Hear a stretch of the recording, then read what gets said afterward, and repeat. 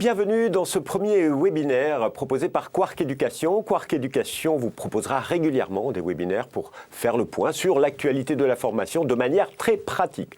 Aujourd'hui, on vous propose un focus sur la ProA. La ProA, un dispositif de reconversion ou de promotion par l'alternance à destination des salariés des entreprises.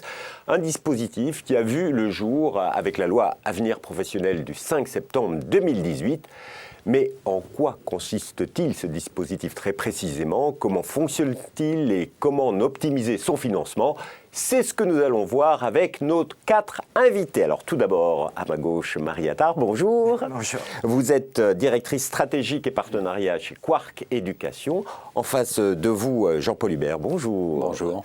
Vous êtes responsable du service certification à l'Opcommerce. L'Opcommerce, en 2 mots, comment présenter cela? Alors c'est l'opérateur de compétences du commerce, donc on accompagne 20 branches professionnelles et ça représente à peu près 90 000 entreprises et 1,7 million de salariés. Alors, nous avons également un invité à distance, en visio. Ronny Germont, bonjour.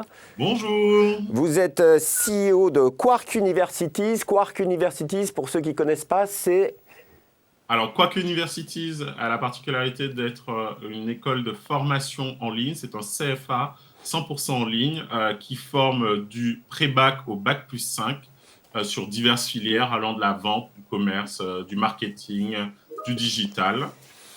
Et bien sûr, j'imagine en alternance, parce qu'il sera question de cela tout à l'heure. Dernier invité, Malvine Parot, bonjour. Bonjour. Vous êtes conseillère emploi-formation à l'Opcommerce, donc vous, votre métier, concrètement, c'est d'accompagner les entreprises, voilà, tout effectif confondu. Voilà. Et sur un territoire en particulier ou globalement sur tout Ça va être sur le territoire du 92, mais voilà, nous sommes nombreux à l'Opcommerce. Voilà, nous accompagnerons tout le monde. Merci en tout cas tous les 4 d'être avec nous. La ProA n'aura plus de secret pour vous. Je vous rappelle que ce webinaire est interactif, que vous pouvez poser vos questions à nos invités en allant dans le chat qui est à droite de votre écran et nous aurons un temps de réponse en fin d'émission ou tout de suite, si vous voulez poser des questions, je les verrai apparaître sur mon écran. Alors, on va commencer dans le vif du sujet, sur parler ProA. Marie Attard, c'est un nouvel outil ou un changement de pratique, une vraie révolution pour la formation et les entreprises aujourd'hui? Allez, on va dire que c'est une pré-révolution. La ProA, ce qui est sûr, va changer la posture de l'entreprise dans ses relations vis-à-vis de l'organisme de formation.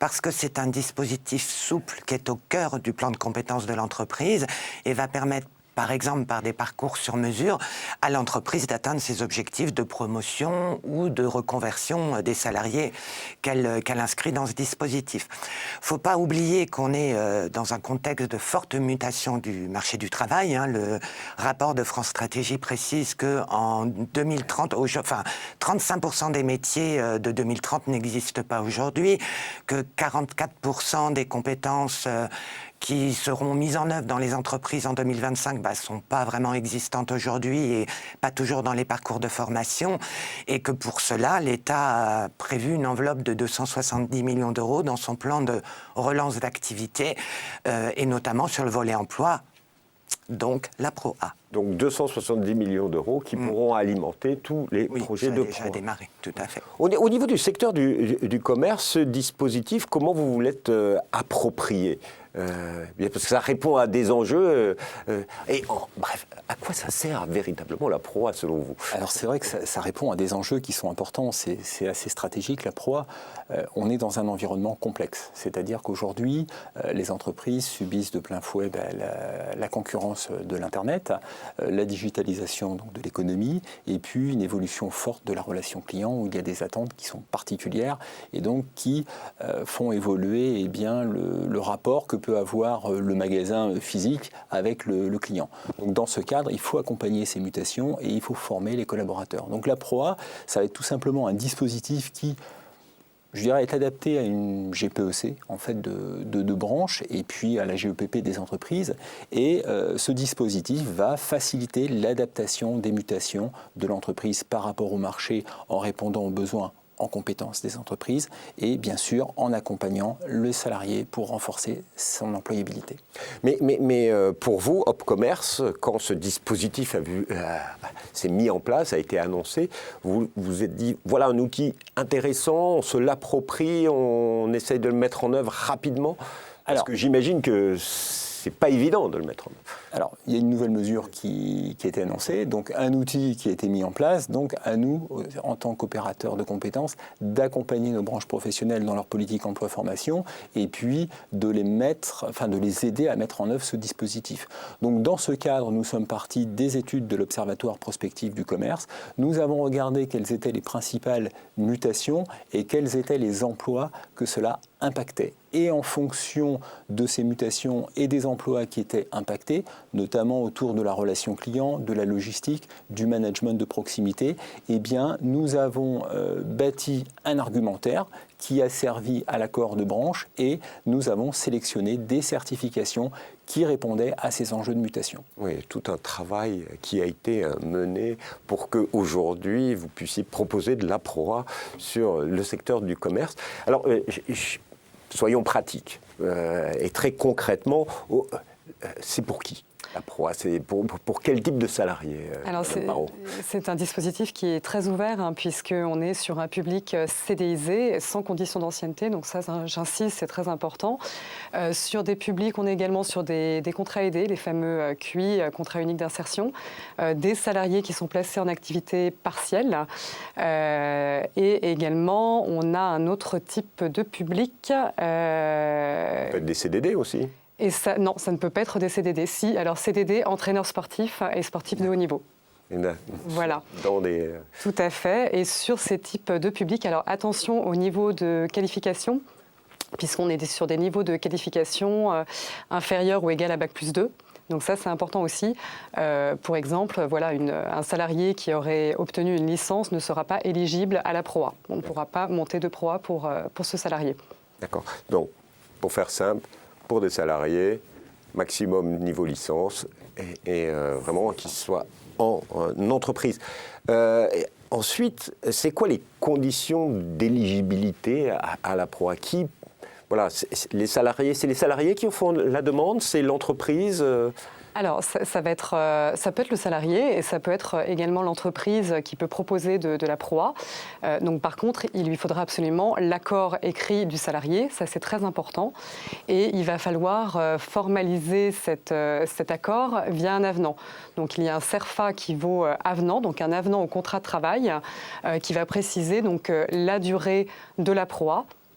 Et également l'issue de la proa, enfin voilà, la certification qu'il va y avoir à l'issue.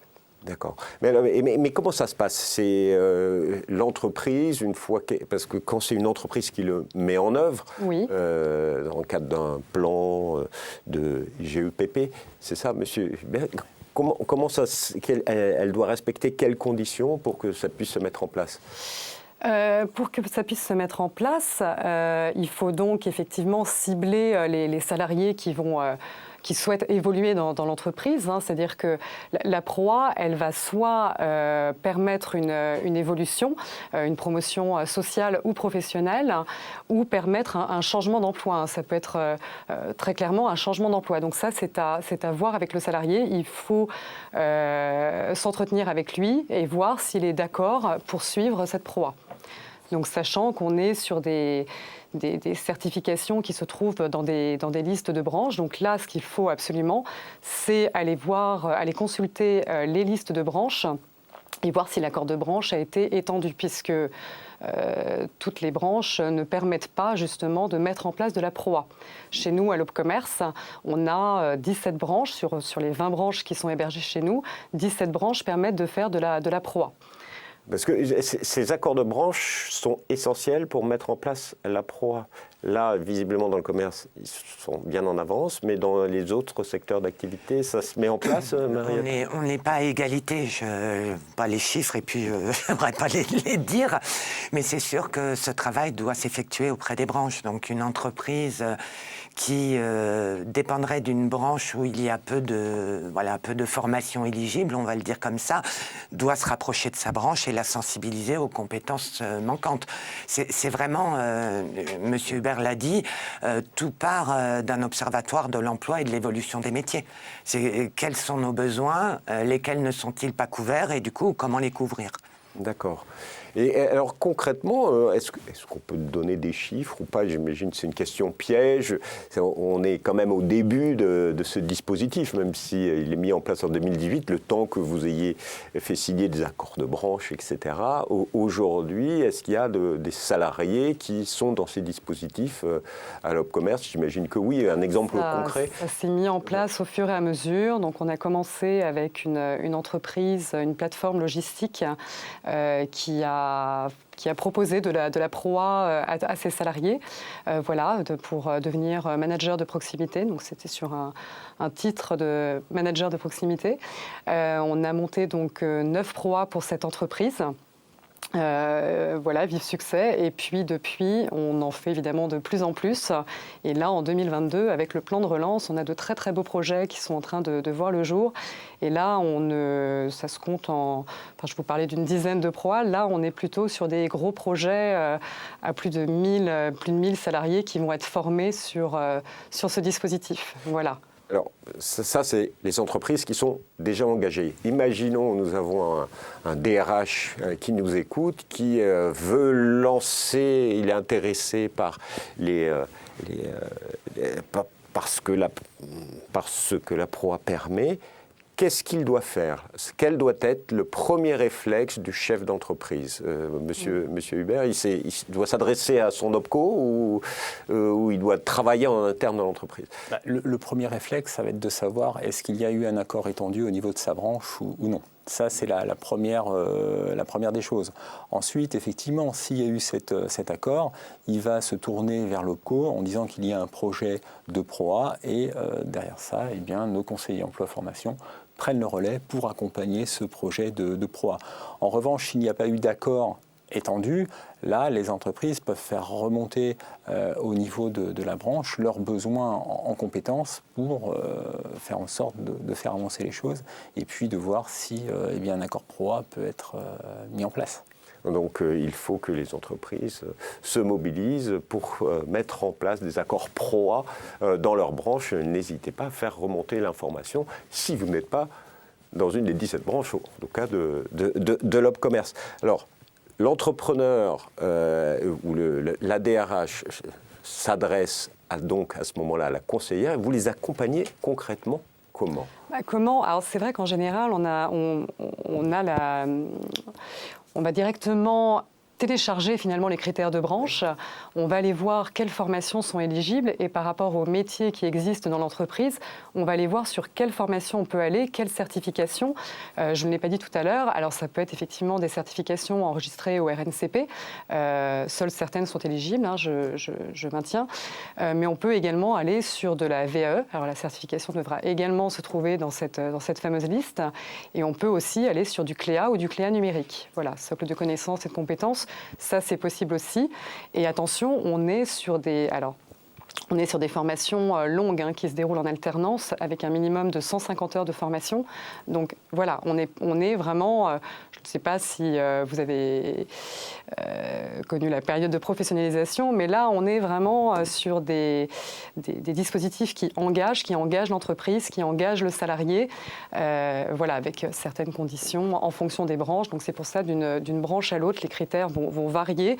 Donc notre rôle en tant que conseiller emploi-formation, c'est vraiment d'aller traduire ces critères et d'aller les expliquer aux entreprises pour monter ces fameuses proas. Parce que c'est des vraies décisions RH, à un moment donné, d'envoyer des salariés en formation. Là, vous parliez de 1200 salariés, c'est important. C'est un vrai engagement et l'idée, c'est vraiment de renforcer l'employabilité du salarié, de renforcer ses compétences Et puis surtout d'aller chercher les talents à l'intérieur de l'entreprise. Et même en termes d'organisation de la formation, là il y a des enjeux. Ronnie Germont, vous proposez des formations. Est-ce que vous êtes déjà engagé dans la PROA avec Quark Universities? Alors, on est déjà engagé dans la PROA avec Quark Universities. On a un exemple très concret avec le groupe Chaussea où on accompagne la montée en compétences de leurs vendeurs, premiers vendeurs, vers des postes de directeur de magasin ou responsable adjoint de magasin à travers la formation au titre professionnel manager d'unité marchande. Et le vrai travail qu'on a dû faire en partenariat avec l'entreprise, c'était vraiment un travail d'adaptation du parcours de formation. À titre d'exemple, on adapte à la fois le contenu de formation, mais également la durée de formation en fonction des différents accords que l'entreprise a avec son OPCO. Et aujourd'hui, j'imagine que vous avez un catalogue, vous l'avez dit, un catalogue important de formations, de certifications. Elles peuvent toutes répondre à des projets PROA, hors le seul secteur commerce. Alors bien sûr, toutes les formations qui répondent aux critères qui ont été précédemment cités et qui sont donc inscrites au RNCP répondent à cette possibilité de PROA. Et donc, c'est vraiment des projets qu'on construit sur mesure avec l'entreprise.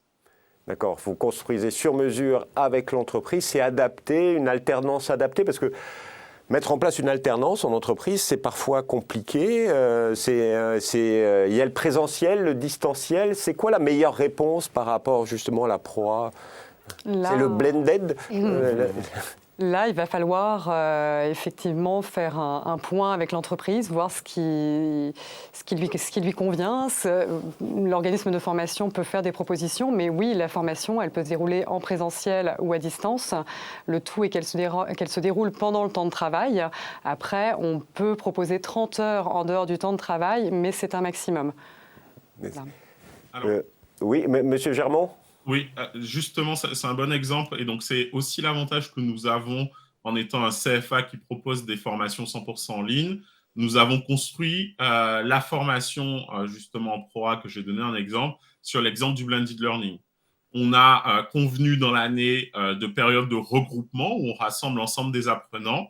Et ensuite, ils sont directement sur leur temps de travail, sont équipés avec leur matériel informatique et peuvent suivre la formation directement en ligne, que ce soit pour du contenu asynchrone ou du contenu synchrone à travers les classes virtuelles que l'on met en place. Voilà, c'est intéressant. Ça permet de gagner du temps Ça permet de gagner du temps parce que Malvine parle de formation longue, sauf que 250 heures pour un titre, c'est une formation courte. C'est toujours pareil. Hein.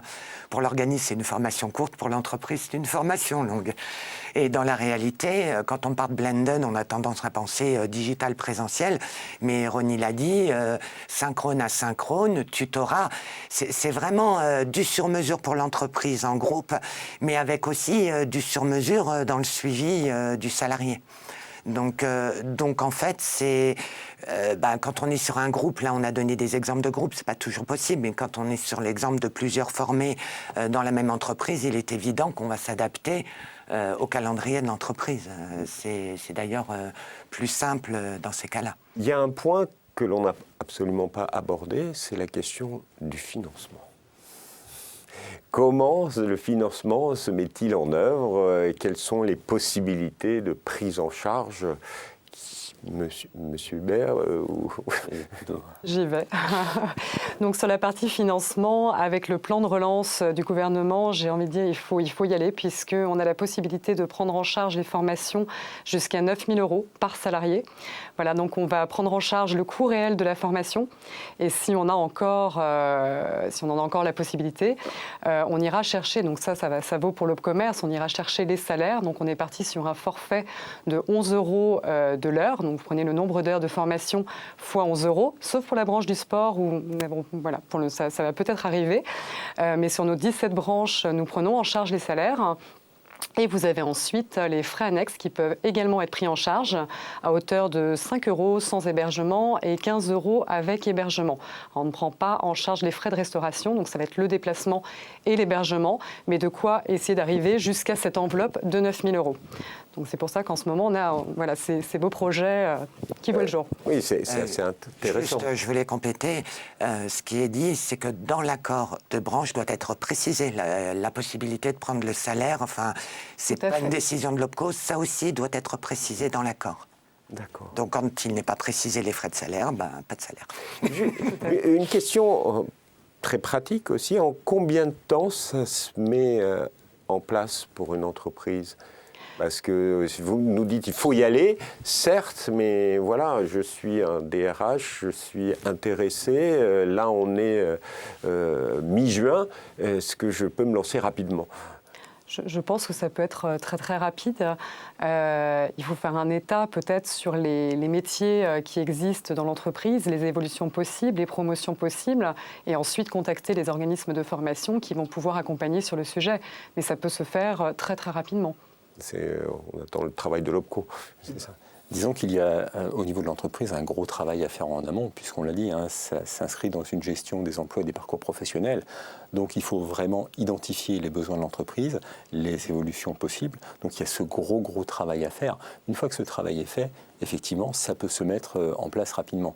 Mais là, une entreprise qui n'aurait pas fait tout ce travail en amont et qui se dirait en un claquement de doigts, je fais de la proa, non. En fait, c'est un vrai gros travail. Et c'est vrai que ce dispositif proa change la posture de l'entreprise. On passe d'un dispositif de période de professionnalisation avec... vous l'avez dit tout à l'heure, un minimum de 70 heures de formation, mais plutôt des formations courtes qui vont répondre à des besoins en compétences ponctuelles, à un dispositif qui doit être pensé sur de la certification. Donc ça nécessite un travail au niveau des entreprises. Et là, à chaque fois que vous avez répondu, on sent que c'est des entreprises d'une certaine taille au niveau d'une PME, TPE, il y a les mêmes enjeux de reconversion, mêmes enjeux sur les métiers. C'est au chef d'entreprise de faire la démarche, de proposer à ses salariés ou des salariés dans une petite boîte qui veulent évoluer. Comment ils doivent faire? Nous, notre rôle, c'est effectivement d'aller visiter ces entreprises pour leur faire connaître ce nouveau dispositif, qui n'est pas si nouveau que ça d'ailleurs. Mais voilà, on les rencontre sur le terrain et on leur explique comment ça se passe. Mais c'est moins évident pour des plus petits qui n'ont pas de connaissances. C'est pour ça, voilà, on est vraiment là pour les aider.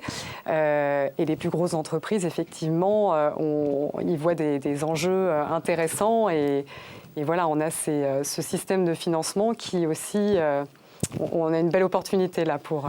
En fait, il y a un vrai travail encore de communication à faire pour les salariés, par exemple, parce que entre des formations qui sont plus courtes, qui peuvent se faire en alternance, donc voilà, il y a moins de déplacements éventuellement à faire, plus des accords de branche qui existent dans plein de secteurs d'activité. Il y a des opportunités pour les salariés. Il faut communiquer, Marie Attard, sur ces questions-là.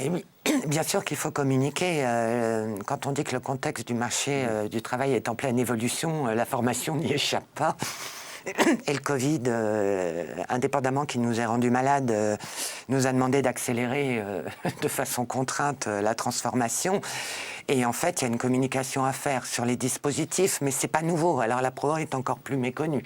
Mais la période de pro, je parle pour les salariés, oui. D'un point de vue salarié, n'était pas bien maîtrisé non plus. Une fois qu'on a parlé CPF et je me débrouille tout seul, la communication, et même le CPF, là c'est galvaudé. Donc en fait, les salariés n'ont pas une information précise des dispositifs qui existent. Mais aujourd'hui, un salarié... sur les moyens de suivre une formation. Il faut aussi communiquer sur est-ce que je peux apprendre à distance, dans de bonnes conditions.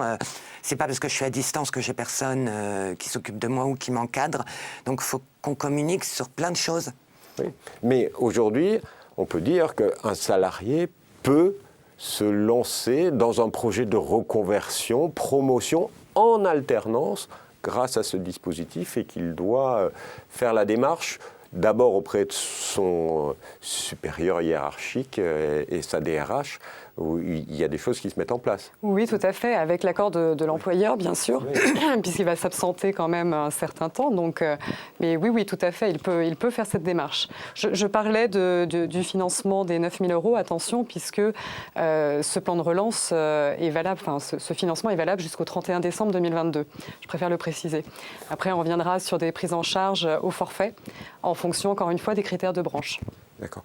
Et là, tout va bien.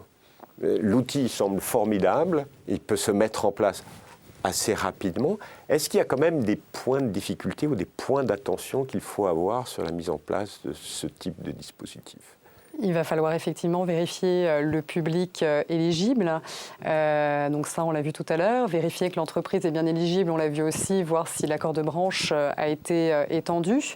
Il va falloir rédiger cet avenant, même si à l'issue de la période de la PROA, il n'est pas obligé, l'entreprise n'est pas du tout obligée de proposer un nouvel emploi aux salariés. Ça, c'est important de le préciser.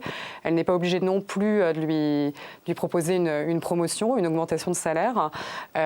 Mais voilà, c'est... Il y a d'autres points également. Ça va être, donc on a parlé de l'avenant, le tutorat. L'entreprise va devoir nommer un tuteur. Le salarié va donc être accompagné par un tuteur qui va devoir avoir 2 années d'expérience en lien avec l'emploi visé. Oui, donc il y a des enjeux internes. Ça, c'est pas très compliqué à mettre en place. Il y a d'autres points Il faut que pendant la PROA, l'expérience, puisque c'est de l'alternance, c'est écrit dans le nom, il faut que l'expérience professionnelle corresponde au titre. Donc il y a quand même un aménagement de la part de l'entreprise qui doit être adapté. On ne peut pas rester... si c'est une reconversion, c'est encore plus vrai. J'ai envie de dire, on peut faire glisser le curseur dans la montée des compétences si on reste dans une même sphère de métier. Si on est en reconversion, on ne fait pas de la PROA en gardant son ancien métier. Ronnie Germont, justement, au vu de votre expérience, voilà, on sait que l'alternance est en plein boom, les jeunes adorent ça. Pour les salariés qui se remettent en alternance, est-ce qu'il y a des difficultés ou ça se passe bien ? Alors, ce qu'il faut d'abord préciser, c'est que c'est une alternance sur le poste de travail. Donc, ils ne découvrent pas une nouvelle entreprise, ils sont déjà au sein de cette entreprise. Donc ça, c'est un avantage qui est quand même assez indéniable. Et même si l'entreprise n'a pas l'obligation de leur garantir une promotion, une évolution professionnelle, généralement, ce qui va permettre d'attirer les salariés dans le dispositif PROA, c'est justement cette possibilité d'ouverture d'évolution professionnelle. Donc, il y a une motivation par le fait qu'on est on est dans son entreprise, une motivation par le fait qu'on évolue au sein de son entreprise. Et donc, il y a aussi une motivation pour certains salariés d'acquérir un titre plus élevé que ce qu'ils avaient en entrant dans l'entreprise. Donc, c'est quand même 3 facteurs qui sont quand même assez favorables dans la construction et dans le fait d'attirer des salariés dans le dispositif PROA, puisque il faut certes que l'entreprise veuille mettre en place ce dispositif, mais il faut aussi des salariés qui soient volontaires pour y entrer. Et puis, deuxième point qui est extrêmement intéressant et qui a ses avantages par rapport au distanciel, c'est que dans la mesure où qu'on soit particulièrement quand on est en 100% en ligne, on peut suivre la formation de partout, ce qui réduit les déplacements et les temps d'absence dans l'entreprise. Et ça aussi, ça peut être un avantage qui est indéniable. Alors, j'avais moi des questions, mais qui recoupent celles qui arrivent de la salle. Alors, on va passer à la question des internautes. Est-ce que la PROA doit obligatoirement être en alternance ? C'est une obligation, tout à fait. D'accord. Et on a également, la formation doit durer entre 15 et 25% par rapport à la durée du contrat. On peut aller jusqu'à 50%, donc ça il faut voir également par rapport aux critères de branche, si elle le permet. Et sur la durée du contrat, on peut aller jusqu'à... Alors, la plupart du temps, ça va être 12 mois, mais ça peut être prolongé jusqu'à 24 mois selon accord de branche, et même jusqu'à 36 mois pour des publics jeunes et peu qualifiés, donc entre 16 et 25 ans. Ça répond aussi à est-ce que la formation doit obligatoirement être en alternance pour avoir les financements PROA ? Oui, bien évidemment. Est-ce que la VAE peut être prise en charge avec la PROA ? Oui. Tout à fait, mais il faut qu'à l'issue, que la certification à l'issue de cette VAE se trouve encore une fois bien dans la liste éligible. Et par exemple, dans le secteur du commerce, il y a combien de formations éligibles ? C'est une colle. C'est une bonne colle. Tout va dépendre des branches professionnelles, mais en fait, on a réuni toutes les formations qui ont été impactées, c'est-à-dire cœur de métier, donc les formations autour du commerce, du management de proximité, comme l'exemple qui a été donné sur Chaussea, et puis de la logistique et aussi quelques formations sur la data, puisque la data a un enjeu assez important, et le merchandising. Donc voilà, donc en fait, et après, c'est aux branches, en fonction de la proposition, c'est elles qui ont entériné ou ont amendé les listes et ont complété les listes. J'imagine qu'en allant sur le site de l'Opcommerce, site internet opcommerce.com, si mes souvenirs sont bons, l'opcommerce.com, on trouvera toutes ces informations. D'autres questions ? Je te dirais, pour rajouter, pour être allé voir quand même, je ne les ai pas comptés sur l'ensemble des OPCO, ce qui a été normal, on a toujours dans les accords qui sont signés cette double, on va dire ce double positionnement, cœur de métier et reconversion. Et on voit que parce que ça m'a interrogé, je ne citerai pas les OPCO sans leur avoir demandé, mais certaines formations, on voit qu'il y a eu un gros travail de fait entre les compétences dans un cœur de métier qui n'est pas celui qui va évoluer dans les années à venir, et les compétences transférables dans des métiers où, à la première apparence, on ne voit pas trop pourquoi ces métiers. Et on comprend très vite qu'en fait, c'est une reconversion, mais en lien avec les compétences acquises dans l'ancien métier. Donc, il y a un vrai travail d'ingénierie. Vrai travail d'ingénierie. Ah, une question. René Germont, vous vouliez intervenir ? Non. Et comment savoir qu'on n'est pas obligé d'aller sur un niveau supérieur de qualification. Quelqu'un qui a un BTS peut tout à fait se réorienter pour passer un CAP boucherie. Enfin, voilà, c'est important de le préciser, ça aussi. Ouais, la logique reconversion. Tout à fait. Comment savoir si ma formation est éligible ? Alors, c'est très simple. Alors, soit vous nous appelez directement. Déjà, il faut trouver son OPCO.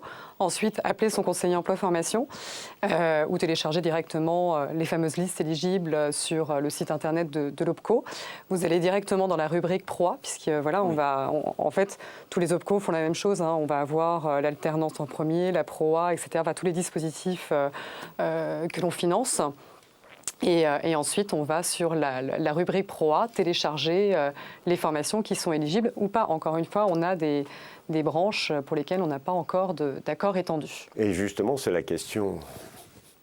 Vous allez pouvoir répondre à cette question-là. Si mon OPCO n'a pas de formation éligible PROA, comment puis-je faire ? Pas. Pour mobiliser les entreprises. Si c'est une question individuelle, c'est compliqué. C'est peut-être d'appeler son OPCO pour dire est-ce qu'il y a quelque chose en vue. Si c'est une entreprise, c'est ce qu'on disait, c'est qu'elle intervienne auprès de sa branche pour savoir si c'est envisagé ou pour faire part des compétences en pénurie, quoi. Sur une formation longue, après, on va l'orienter sur d'autres dispositifs. Je pense notamment au CPF. Enfin, voilà, il en existe beaucoup des dispositifs. Bon, là, on a déjà répondu à cette question. En tant que salarié, est-ce que je peux bénéficier du dispositif à titre individuel ? Tout à fait. Oui. Tout à fait. Avec l'accord de l'employeur, bien sûr. Et donc, s'adresser d'abord à l'entreprise, puis, quand il n'y a pas d'accord, l'entreprise doit s'adresser à sa branche pour mobiliser. Mais par exemple, sur un projet de reconversion, au niveau des financements, ils sont qui acte et accepte le financement ? C'est l'OPCO C'est l'OPCO. On va vérifier les différents points. On va vérifier qu'on est bien sur une formation qui se déroule en alternance, 150 heures minimum. On va aller vérifier la durée de la formation. On va vérifier aussi qu'un avenant a été signé. Voilà, on va vérifier tout ça. On va vérifier que la formation est bien éligible. Voilà, donc ça, on vérifie point par point et ensuite on demande à l'entreprise de déposer son dossier au sein de son OPCO et on l'engage a priori. D'accord. Mais vous m'avez cité des cas où c'est toujours dans le même secteur d'activité. Une reconversion, je ne sais pas, qu'on passe du commerce au secteur informatique, je ne sais pas. C'est des projets de ce type, à titre individuel, ça marche, c'est pris en charge ou pas? Alors, on va répéter, hein, ça fait un peu radoter, mais dans les conditions évoquées par Madame Parot, qui sont accord étendu, etc., oui, un individuel peut demander, mais son employeur doit accepter. Donc, en général, on va parler de la vraie vie, il y a éventuellement un objectif commun ou de la bienveillance. C'est-à-dire qu'un employeur peut très bien ne pas pouvoir offrir une promotion, une reconversion à un salarié et accepter son projet de proa. Il y a des tas d'employeurs qui sont tout à fait disposés dans ce cas-là, ou alors c'est possible au sein de l'entreprise dans cette reconversion. Après, toujours selon les modalités juridiques nécessaires. Bon, c'est toujours les mêmes questions qui reviennent. VAE, oui, c'est possible. Bien sûr, il faut que ce soit obligatoirement en alternance, pas de souci. On a fait... Toutes les questions se ressemblent. Si vous voulez revoir l'émission, bien sûr, vous la reverrez. Avant de terminer, parce que ça fait plus de 35 minutes que nous sommes ensemble, est-ce que j'ai envie de faire un petit tour de table aujourd'hui pour des directions des ressources humaines ou des salariés qui seraient intéressés? Quel est le petit conseil que vous leur donneriez pour franchir le cap et se lancer dans un projet de proie? On commence avec vous, Monsieur Hubert. Le conseil, c'est que c'est un dispositif qui présente une opportunité et de ne pas avoir peur de se lancer dans ce dispositif, parce que généralement, quand on parle de certification, et ça a été dit, on parle de formation longue, donc c'est toujours un peu la crainte de s'engager sur des formations longues. Donc c'est vraiment de saisir de ce dispositif, à la fois pour renforcer les compétences de l'entreprise, assurer l'employabilité des salariés, et puis performer sur le marché. À distance, Ronny Germont, votre conseil? Moi, à distance, ça va être un peu un conseil qui va surtout s'appliquer à nous, mais c'est vraiment de construire le projet de formation vraiment sur mesure et d'y appliquer le plus de souplesse possible, d'agilité possible dans la construction de ce parcours de formation. Madame Parot, bien sûr, s'adresser à son conseiller emploi formation. C'est ce que j'allais dire, voilà, appeler directement l'opérateur de compétences qui est vraiment là pour traduire les critères, parce que c'est pas toujours simple. Et on a aussi des offres de services que l'on peut proposer. C'est en général dans les autres OPCO, vous allez retrouver à peu près cette même offre de services. On peut vous mettre en relation avec des experts, des consultants qui vont faire un travail avec vous sur la GPEC, la gestion prévisionnelle des emplois et des compétences. Et suite à ce travail-là, cet accompagnement, on va pouvoir détecter les besoins et peut-être mettre en place de beaux projets de proa. Marie Attard, compliqué d'être la quatrième. Surtout quand M. Germont me pique, ce qui est important.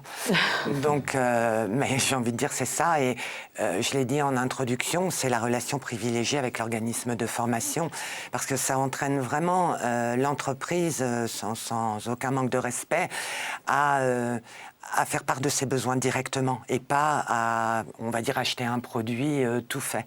Et ça, c'est un changement de posture qui est valable pour la proa, mais qui du coup est valable pour le plan de formation de façon générale. Donc je pense que c'est la relation avec l'organisme de formation. Merci à tous les quatre pour vos éclairages. Moi, je l'ai bien compris. Avec la proa, il y a une vraie opportunité. Merci à vous de nous avoir suivis. Si vous voulez en savoir plus, vous pouvez bien sûr aller sur le site internet de Quark, quark.éducation. Si vous dépendez du commerce, de l'Opcommerce, vous allez sur le site lopcommerce.com. Je vous rappelle que vous pourrez revoir ce webinaire sur les réseaux sociaux de Quark Éducation et sur la chaîne demain.